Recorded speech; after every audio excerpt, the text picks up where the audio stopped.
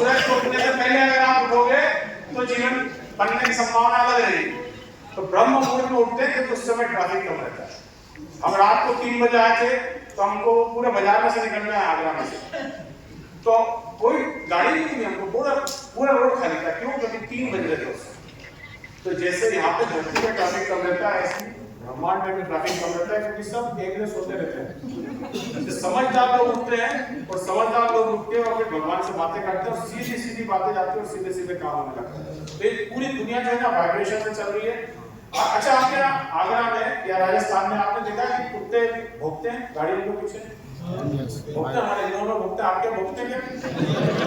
परेशान है कि सुप्रीम कोर्ट भी परेशान है।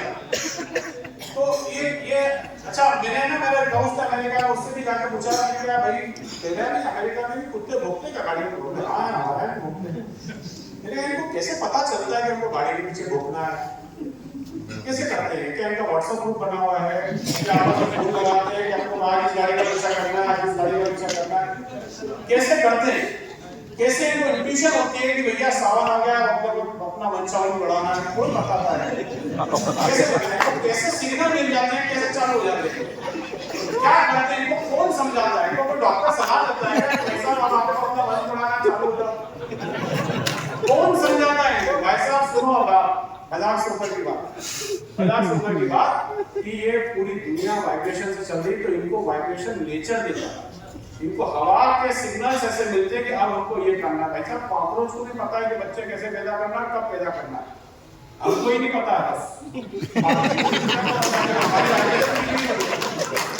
हमें पता नहीं किस से वाइब्रेशन बना रखी बिना मतलब। इसके हमारे साथ समस्या है, उनके साथ कोई समस्या नहीं। उन्होंने नेचर को सो रखा है, तू जान तेरा काम है। तो उनके सारे काम बराबर होते हैं, सारे काम उनके जीवन में चलते हैं। हमारे साथ सारी तकलीफें चलती हैं। अभी आप लोग ये वीडियो दिखा रहा हूँ। अब इस वीडियो के अंदर देखना है, चींटी के सामने चाय ढोली जाती है। वो चींटी क्या करती है और कैसे जाके अपनी पूरी मंडी में जाके कैसे मैसेज देती है, आप इस वीडियो को देखिएगा। लेकिन ये साला करके आए हैं।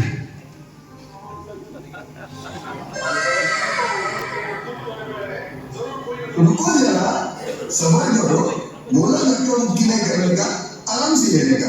हाँ,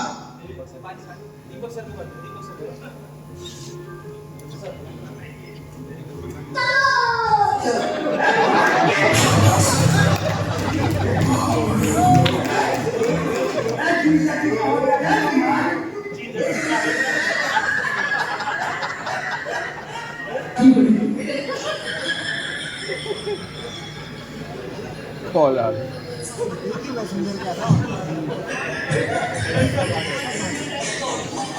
जीजा जी का होटल है, मेरे को कैसे 1 सेकंड में मैसेज गया, ना उसने कुछ बोला, ना कोई उसके बाद मोबाइल था, पता नहीं क्या उसने देखा और वो सब दौड़ गया। अच्छा, एक चीज आप देखो कि उसको कैसे पता कि मेरी मंडी इधर ही है। वो दिशा भी तो भटक सकती थी, उधर की तरफ ही सिग्नल जाने का कैसे मिला? आपके घर के अंदर आप जिंदा रखते हो, कैसे इतने बड़े मकान में चींटी वो जाके घूम लेती? ये पूरी दुनिया वाइब्रेशन से चल रही है। इस हॉल के अंदर भी गाने सुने हैं, गाने हैं इस हॉल के अंदर।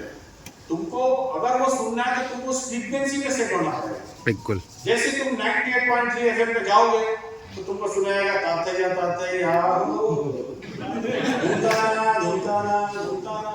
सुने देगा कि रात भी बताना इसका है ना?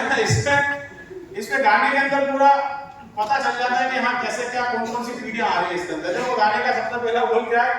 नैनों में सपना, सपनों में सजनी, सजनी पे दिल आ गया, क्यों सजनी पे दिल आ गया, क्यों सजनी पे दिल आ गया। तातैया तातैया हो, तातैया तातैया हो, धुताना धुताना।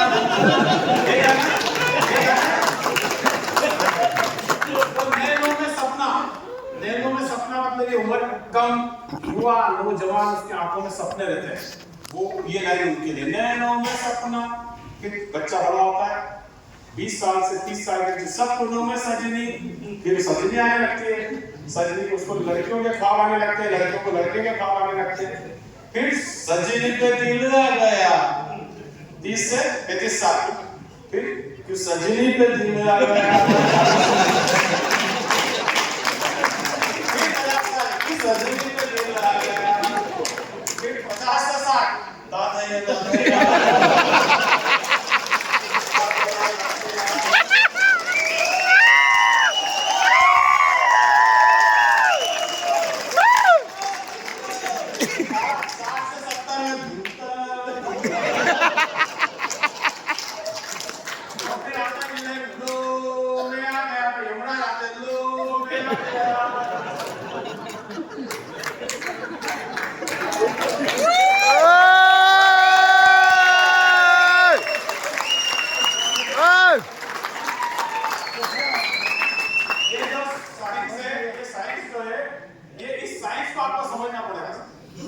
ये फ्रीक्वेंसी का साइंस है। अगर आपने इस फ्रीक्वेंसी को पकड़ लिया तो फिर आप भगवान से बातें करने लगोगे।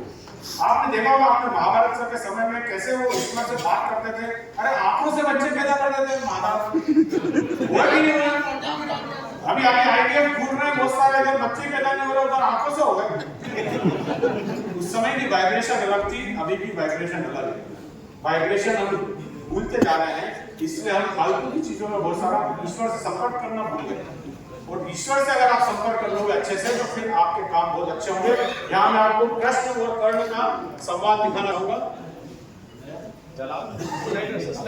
ओके, ये भी नया चाहता हूँ।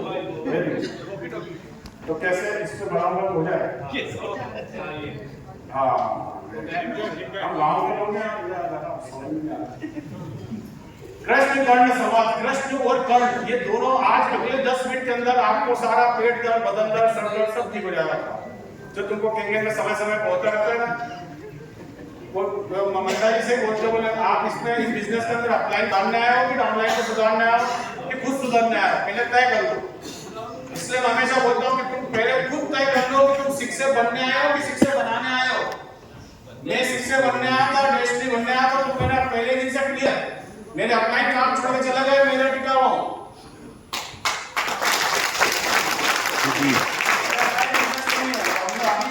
आप पहले क्लियर हो जाओ। तो यहाँ पे जो दोनों के बीच में संवाद है ना, इस संवाद का अपने घर लेके जाना। कृष्ण और कर्ण, कर्ण के साथ क्या क्या रहे पीड़ा, तो अपने सबसे पहले कर्ण को समझते हैं। कर्ण की पीड़ा क्या है? पूरे महाभारत के अंदर कर्ण जो है वो हमेशा अपनी पीड़ा जब लोगों के सामने रखते चले गए। पहली पीड़ा क्या थी उनकी? जन्म लेते ही मां ने मुझे छोड़ दिया। मेरा क्या दोष था कि मैं अवैध संतान के रूप में पैदा हुआ। यह पहला दंजगम था कर्ण को, तो पूरे जीवन भर उसने ढोया। दूसरा, द्रोणाचार्य ने शिक्षा देने से मना कर दिया क्योंकि मुझे वो क्षत्रिय नहीं मानते थे। ये उनका दूसरा। तीसरा, परशुराम ने शिक्षा दी लेकिन जब सत्य का पता चला तो उन्होंने काम दे दिया कि जब जरूरत पड़ेगी तो सब भूल जाए। तो ये तीसरी पीड़ा थी। और चौथी पीड़ा थी कि द्रौपदी के स्वयंवर में मुझे अपमानित किया गया क्योंकि मैं राज परिवार से नहीं था। उनको भगा दिया गया था, नहीं तो वो स्वयंवर वो जीतते थे, लेकिन उनको भगा दिया क्योंकि वो राज परिवार का हिस्सा नहीं थे। उनके बाण से एक बार गाय मर गई थी और दोष नहीं होने के बाद भी उनको श्राप मिल गया। ये भी एक उनकी पीड़ा रही कि अगर मुझे श्राप मिला। माता कुंती ने भी मुझे अपना सत्य केवल तब बताया जब अपने अन्य पुत्रों की रक्षा चाहती थी। अन्य पुत्रों की रक्षा चाहती है तब उसको बताया कि तू मेरी संतान है। उससे पहले तो उनको अपनी मां के बारे में पता ही नहीं था। ये उनकी एक पीड़ा होती।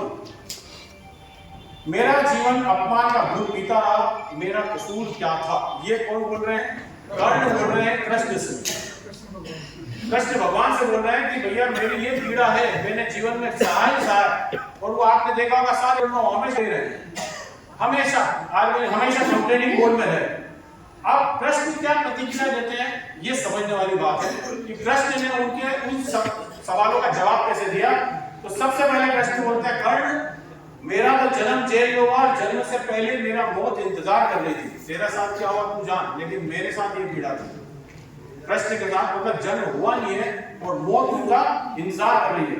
जन्म लेते ही मुझे अपने माता पिता से अलग कर दिया गया। कर्ण की दूसरी पीड़ा, लेकिन कृष्ण की दूसरी पीड़ा, लेकिन उन्होंने कभी किसी के सामने रोना नहीं बचाया कि भैया मेरे माता पिता से अलग कर दिया गया। आप सोचो, नया बच्चा जो आया है दुनिया के अंदर, मां का दूध नहीं पिया, उसको मां से अलग कर दिया गया। ये पीड़ा हमारे भगवान ने झेली। तो ये पीड़ा बड़ी है कि कर्ण की पीड़ा बड़ी है? ये बड़ी है। मेरा सगा मामा मेरी जान का दुश्मन था भाई साहब, कितनी बड़ी पीड़ा। तुम्हारा सगा मामा मशीन नहीं ले रहा, तुम इसमें परेशान हो रहे हो। इधर इधर इधर इधर आप देखो कि कितनी खतरनाक पीड़ा थी, दुश्मन था मौत का, सबका मामा। मामा की गोदी में अपन जाते हैं, ननियाल जाते हैं, मामा के साथ खेलते हुए, तो उनका तो मामा उनकी मौत के लिए इंतजार कर रहा था कि कैसे इसका गला दबाऊं और मैं अमर हो जाऊं।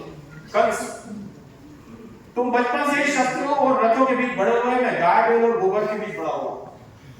वो शस्त्र तो मिले लेकिन कर्ण कृष्ण भगवान को काम नहीं, वो तो गाय और गोबर के बीच में मस्ती करते रहे। बचपन खेलों से भरा नहीं था, बल्कि हर दिन मौत से जूझना पड़ता। पूतना, शक्टासुर, तृणावर, अगासुर, बकासुर, केशी जैसे राक्षस बार बार मशीन लेने के लिए मना कर रहे।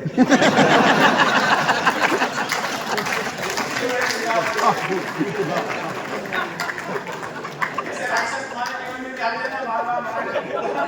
तो मारने आ रहे थे भाई साहब, मारने आ रहे थे, उनको कितनी बड़ी पीड़ा होगी, कितनी बड़ी पीड़ा। पर उन्होंने कभी भी इसके लिए रोना धोना नहीं बचाया।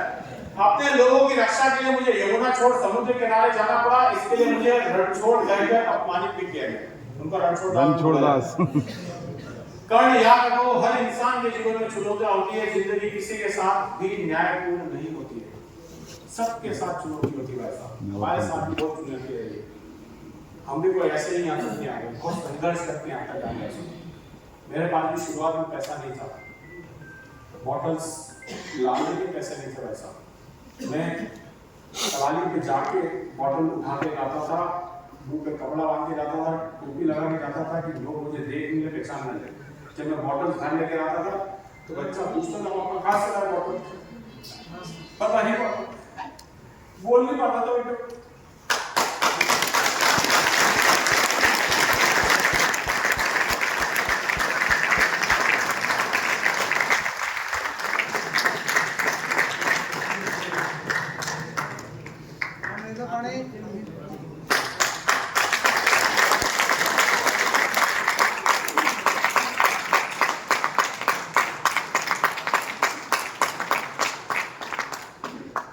लेके आना सुबह 6 बजे, मुंह पे कपड़ा बांध के, क्यों? क्योंकि शर्म आएगी, कोई देख लेगा, बोलेंगे यार ये क्या बॉटल मिनरल कलाली पे आके, क्योंकि पैसा नहीं था वैसा शुरुआत में। अशीम तो ले ली, पैसे खत्म हो गए। 4 रुपए की बॉटल मिलती फ्रेश बाजार के अंदर, कलाली में जाओ तो 1 रुपए मिल जाती, एक बार तो फ्री में मिल जाती। वहां से बॉटल लेके आना, कलाली से इसलिए लाता था क्योंकि वहां पे लोग झूठी नहीं करते थे, वो पैक बनाते तो झूठी नहीं होती थी बॉटल। मुझे पता था इधर आते लोग ईमानदार लोग आते हैं, पैक बनाते हैं, बॉटल ऐसे छोड़ देते हैं, तो ये बॉटल अपने काम में आ सकती है। तो मैं वहां से उठा के लाता था, घर आके उसको धोता था, रेपर काटता था, ड्रम के अंदर उल्टी जमाता था। ऐसे भाई साहब ने 10,000 बॉटल्स उठा के लाया अपने घर से।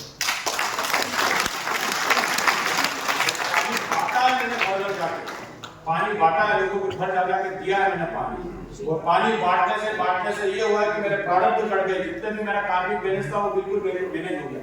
और यही कारण है कि वैसा आज मुझे यहाँ पे कंधे में उठा के लाया।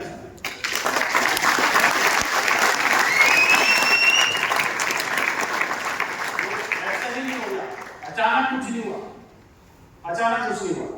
आज मैंने यहाँ पे इस हॉल में मेरा 20 साल पुराना मित्र भी बैठा हुआ, जिसको मैंने 6 साल पहले डेमो किया था।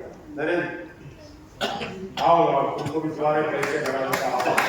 20 साल पुराना दोस्त मेरा 6 साल पहले डेमो किया था, बहुत जानता है ये, मतलब आदमी गाली बक सकता है, वो सब कुछ दे सकता है, इज्जत नहीं दे सकता, इज्जत नहीं देता। ये आज आया मेरे साथ मार्केटिंग में, और इसको मैंने 6 साल पहले डेमो किया था। क्या बोलता बोल साले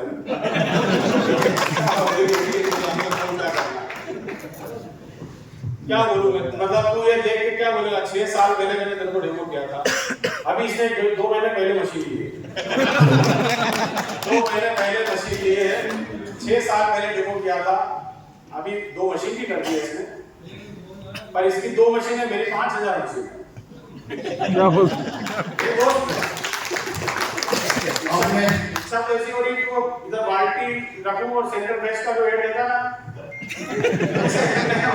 मेरे दोस्त क्या कर सकते हैं? क्या बोलेगा भाई, क्या बोलेगा? हाँ गलती क्या बोलेगा?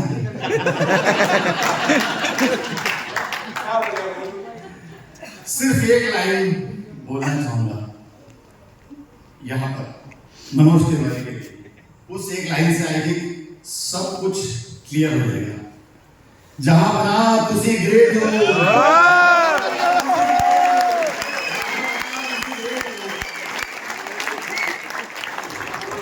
कबूल करो।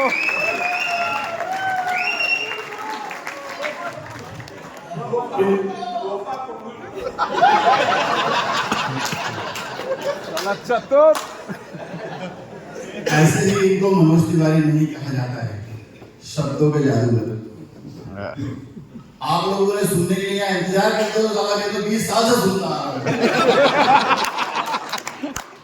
इंतजार कर रहे हो आप लोग, ये कब बोलेंगे। मैं बोलता हूँ कब चुप होगा यार, कब चुप होगा। अब बोलता है अच्छा। Great great. चलिए, थैंक यू सो मच। तो 20 साल बाद ये भारत में तक तो आएगा। पानी काट के मैंने मजबूर कर दिया कि नहीं, मेरे को आपको देना पड़ेगा। मुझे एक बात बताओ, वीर जी क्या नाम बताया आपको? हाँ, गुरित। आप एक मजदूर को बुलाते हो बाजार से और उसको बोलते हो क्या ये 6 फीट का गड्ढा खोदना है, भाड़ा तय होगा, मजदूरी तय होगी, 500 रुपये में तुझे दूंगा। उसने गड्ढा पूरा खोद दिया। शाम को वो आता है, आपको बात की बाबूजी मैंने कर दिया काम, तो मेरी मजदूरी। क्या आप ये बोल सकते हो काहे कि मजदूरी से लग जाए? बोल सकते हो? आज के समय में भी एक इंसान की मजदूरी नहीं रख सकता, तो भगवान तुम्हारी मजदूरी कैसे रखेंगे? वाह।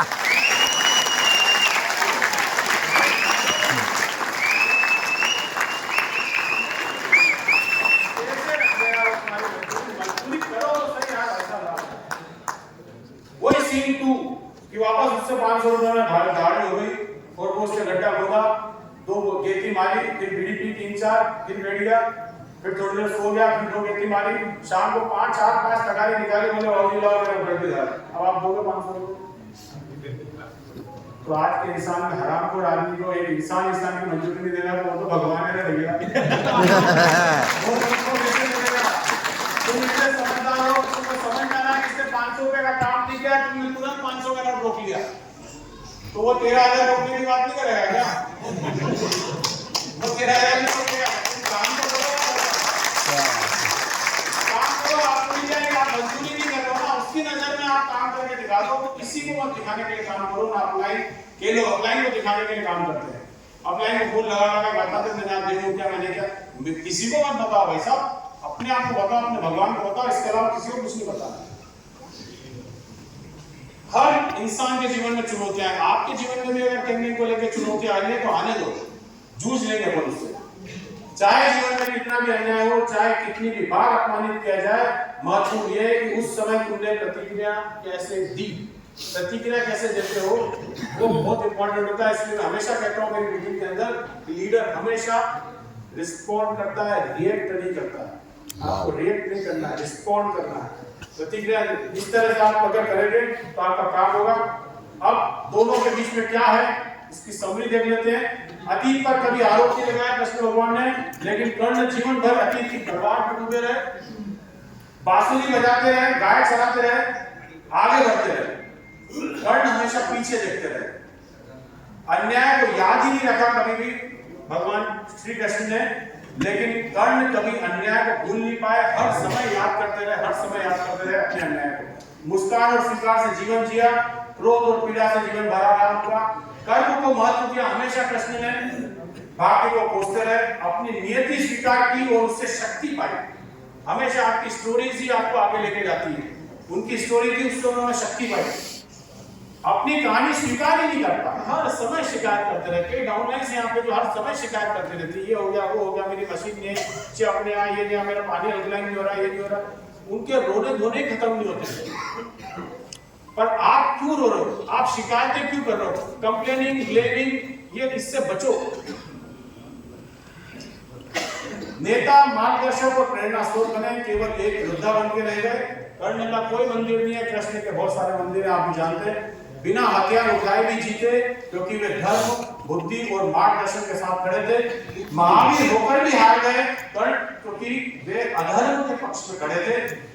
बड़ा सवाल, क्या आप कर्ण की तरह अतीत के दुखों में डूबे रहोगे या कृष्ण की तरह हर पल को उत्सव बना के जियोगे? उत्सव बना के जियोगे।